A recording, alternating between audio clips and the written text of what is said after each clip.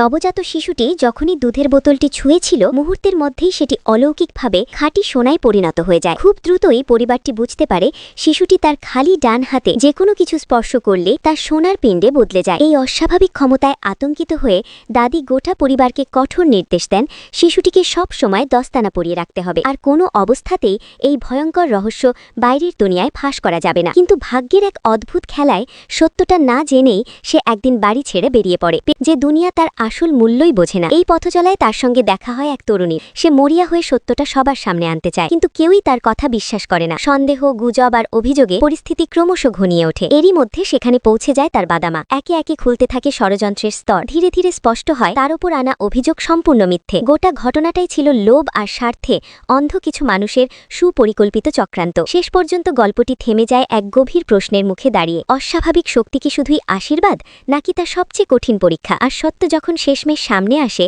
তখন কি সে শুধু নির্দোষী প্রমাণিত হবে, নাকি ফিরে পাবে তার নিজের পরিচয় ও স্বাধীনতা? কিন্তু সত্যি কি এখানেই সব শেষ, নাকি আসল লড়াইটা এখনো বাকি?